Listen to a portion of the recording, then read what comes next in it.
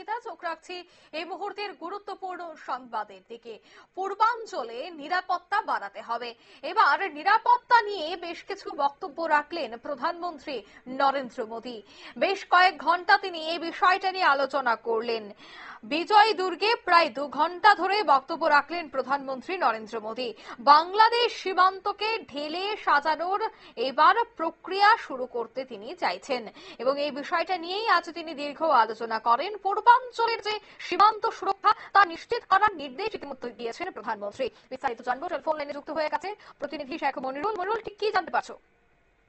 দেখো, আজকে তোমার হচ্ছে পূর্বাঞ্চলের যে সেনা সদর দপ্তর অর্থাৎ ফোর্ট উইলিয়াম, সেই ফোর্ট উইলিয়ামে প্রধানমন্ত্রী নরেন্দ্র মোদী গিয়েছিলেন। সেখানে 3 বাহিনীর সেনা কর্তাদের সঙ্গে বৈঠক করেন।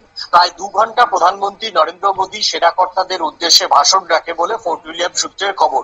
যেটা জানা যাচ্ছে যে প্রধানমন্ত্রী নরেন্দ্র মোদী 2047-এর কথা মাথায় রেখে 3 সেনাবাহিনীর যারা কর্মকর্তারা সেখানে উপস্থিত ছিলেন তাদেরকে নির্দেশ দেন এবং প্রধানমন্ত্রী নরেন্দ্র মোদী পূর্বাঞ্চলের যে সেনা কর্তাদের সঙ্গে বৈঠক করে তাদের কি স্ট্র্যাটেজি, সেই স্ট্র্যাটেজি নিয়েও কিন্তু আলোচনা হয় এবং সেই সঙ্গে অত্যাধুনিক কিছু অস্ত্র মানে ভারতের সার্বভৌমত্বে এই মুহূর্তে প্রয়োজন বলে তাও কিন্তু প্রধানমন্ত্রীর সামনে কিন্তু তুলে ধরেন প্রতিরক্ষা মন্ত্রক এবং তোমার হচ্ছে ভারতীয় সেনাবাহিনীর কর্তারা। পাশাপাশি ফোর্ট উইলিয়ামের মধ্যে মিসাইল সহ অন্যান্য যে অত্যাধুনিক অস্ত্রশস্ত্র যেগুলো রয়েছে সেগুলো খতিয়ে দেখেন প্রধানমন্ত্রী নরেন্দ্র মোদী এবং সেগুলো পরিদর্শন করেন প্রধানমন্ত্রী নরেন্দ্র মোদী।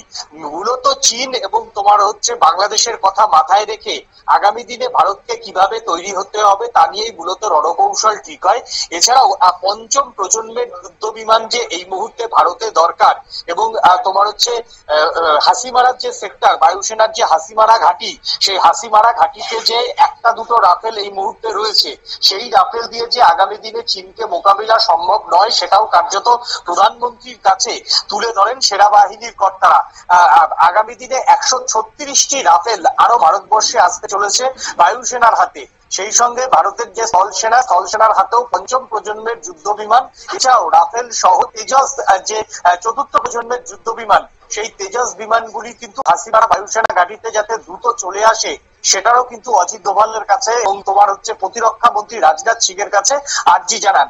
পাশাপাশি তোমার হচ্ছে বাংলাদেশের কথা মাথায় রেখে বাংলাদেশের যে রয়েড ডেস্ক, সেই রয়েড ডেস্ককে আরো বেশি শক্তিশালী করতে হবে।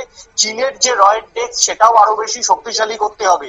পাশাপাশি তোমার হচ্ছে নেপালকে ভর কেন্দ্র করে তোমার হচ্ছে একদিকে বায়ানমারকে ভর কেন্দ্র করে তোমার হচ্ছে চীনা যে জাল ক্রমশই সেখানে আষ্টে পৃষ্ঠে জড়াচ্ছে এবং সেই সঙ্গে সেখানে যে তোমার হচ্ছে চীনা যারা তোমার হচ্ছে গোয়েন্দা তারা যে অবাধে আনাগোনা করছে সেই বিষয়টাও কিন্তু তুলে ধরে।